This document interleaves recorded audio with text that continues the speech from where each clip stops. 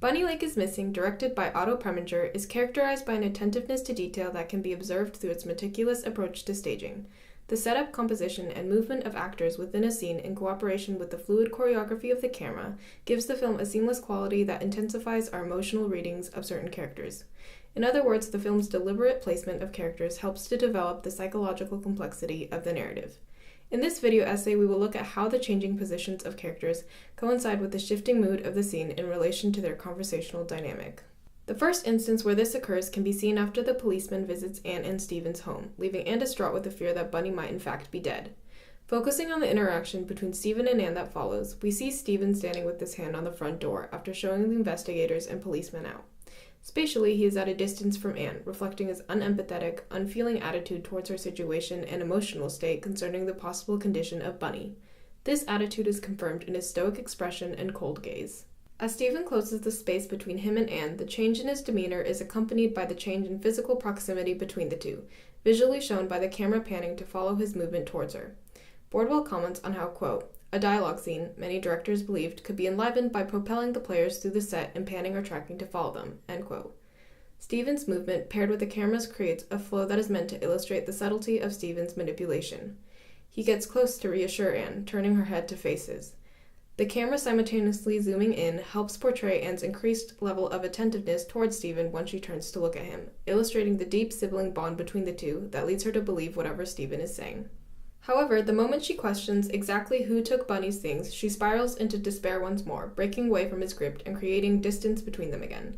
As we can see, Stephen's fluctuating degree of control over the conversation is reflected in the measure of physical space between the two and their position in relation to the camera. The second scene where shifts in the conversational dynamic can be witnessed is in the scene between Superintendent Newhouse and Stephen, where Newhouse is inquiring Stephen about his and Anne's childhood. The actor's movements provides an interesting visual representation of what the characters might be feeling or thinking. Here, Newhouse is pacing back and forth, a classic indication of a person in a pensive state of mind. Because he is questioning Stephen, his movements make sense. The conversational tone between the two of them is relaxed, though Newhouse's professionalism is contrasted by Stephen's nonchalance. He gives off a lack of urgency with the image of him swinging on the swing set, which plays into the feeling that he is unaware of what Newhouse suspects of Anne in terms of Bunny's existence.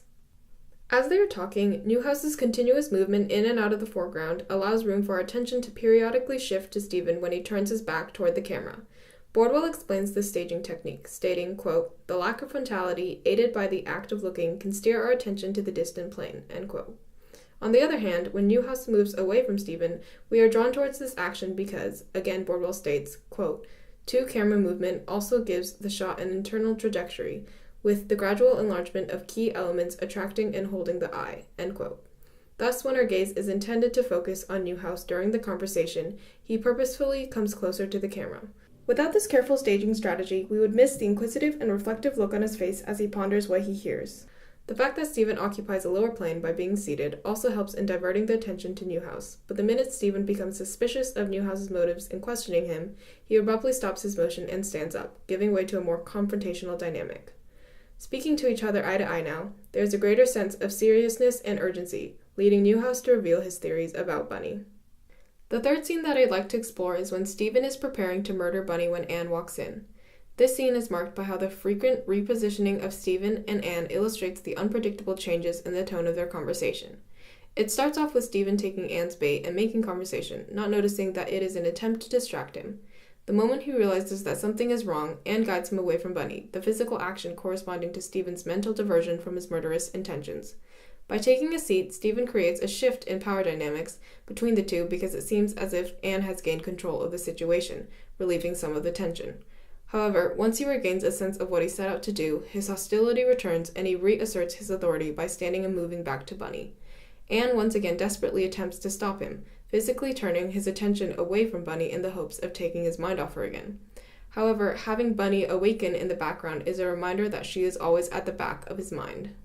As they both move to stand on opposite sides of the table where Bunny sits, it is a visual depiction of how Bunny has indeed come between them. The conversation turns unfriendly and threatening again.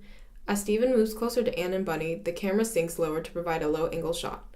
The camera's movement magnifies Anne and Bunny's helplessness and Stephen's menacing demeanor.